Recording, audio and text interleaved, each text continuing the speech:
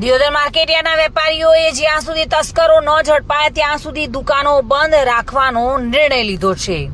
દિયોદર નવીન market yard ખાતે ગત રવિવારે રાત્રિના સમયે અજાણ્યા શખ્સો દ્વારા 7 દુકાનોને નિશાન બનાવી 7 દુકાનોના તાળા તોડી ચોરીનો પ્રયાસ કર્યો હતો, જે પૈકી શિવ ટ્રેડર્સમાં 1,85,000 રોકડ રકમની ચોરી થવા પામી હતી।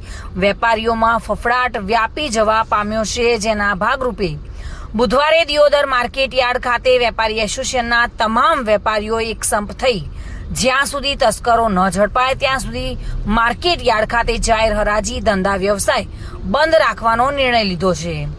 આ અંગે દિયોદર માર્કેટયાર્ડ વેપારી એસોસિએશનના પ્રમુખ ભરતભાઈ ચૌધરી દ્વારા જણાવવામાં આવ્યું હતું કે દિયોદર માર્કેટયાર્ડમાં 7 દુકાનોના તાળા તૂટવાના 3-4 દિવસનો સમય થવા છતાં પણ હજુ તસ્કરો ઝડપાયા નથી, જેના કારણે અચોક્કસ મુદ્દત પરની હડતાલ દિયોદર માર્કેટયાર્ડ બંધ રાખવાનો નિર્ણય કર્યો છે। આ અંગે દિયોદર માર્કેટયાર્ડ કાર્યાલય ખાતે લેખિત જાણકારી હડતાલ યથાવત રાખેલ છે અને આ અંગે આગામી સમયમાં તસ્કરો ઝડપાયા બાદ આ હડતાલને પૂર્ણ વિરામ આપવામાં આવશે।